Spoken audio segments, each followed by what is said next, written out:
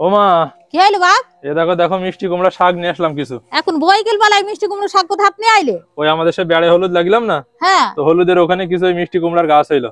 তো মিষ্টি কুমড়া তো আর হয়েছে না, তাই কিছু শাক কেটে নিয়ে আসলাম মিষ্টি কুমড়া। তুমি ওই আমি সেই ওই দিন হ্যাঁ মানে সে ফ্রিজে ওই দিন সেই চিংড়ি মাছ নিয়ে এসলাম, সেই চিংড়ি মাছ তো তুমি কিছু ফ্রিজে থুই দিলি, তো চিংড়ি মাছ দিয়ে রান্না করে দাও সুন্দর করে। আচ্ছা ঠিক আছে, তাহলে আমি কইতে নিয়ে শাক করা না।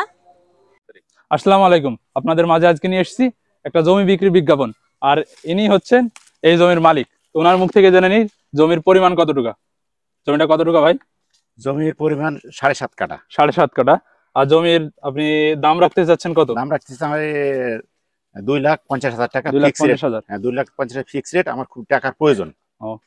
আমি শুনেছি নাকি পাশেই জমি বিক্রি হয়েছে, এটা কেমন কি দাম ছিল? ওটা 3,60,000 বিক্রি হয়েছে অটোমেটিক। আর আমার টাকার বিশেষ প্রয়োজনের কারণে আমি 2,50,000 টাকায় জমিটা বিক্রি করতে চাচ্ছি। আপনার এই জমিটা নিলে কিরকম কি সুবিধা হতে পারে? মানে এই লিচু গাছ তো দেখছি আছে আপনার জমিতে, তো লিচু গাছ কি ওই 2.5 লক্ষ টাকার ভিতরে থাকবে? 2.5 লক্ষের ভিতরে থাকবে। 7টা লিচু গাছ আছে। 7টা লিচু গাছের 20,000 টাকার উপরে বেচা কেনা হয় বছরে।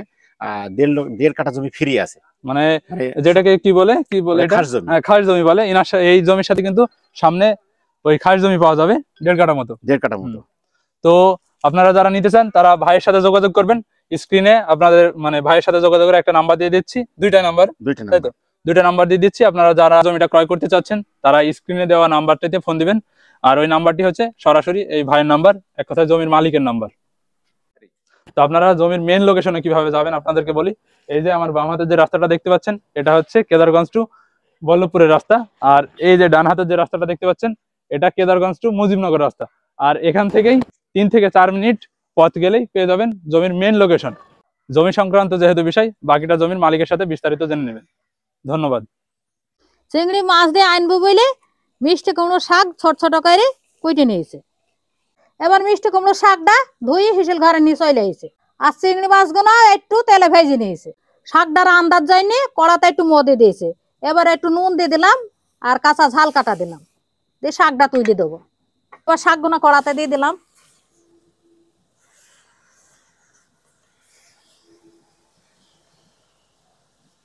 আকার জালটা জ্বলুক, এইভাবে নাড়াচাড়া করতে করতে শাক সেদ্ধ হয়ে যাবে।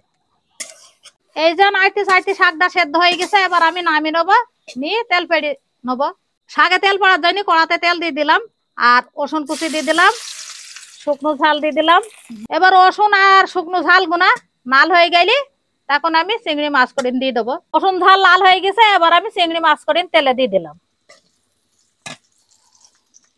এবার একটু নেড়ে চেড়ে শাক গুনা দিয়ে দেবো। এবার শাকটা দিয়ে দিলাম।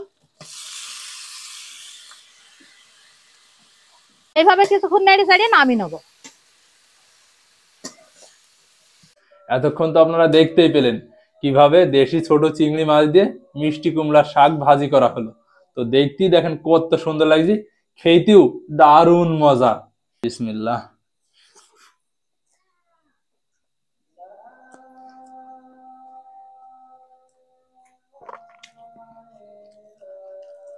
এই মিষ্টি কুমড়ার শাক দিয়ে ভাত একটু মাখিয়ে নিয়ে মুখে দেওয়ার পর এই একটা একটা যে চিংড়ি মাছ আছে মুখে পড়লি যা স্বাদ লাগে না, পুরাই অসাধারণ।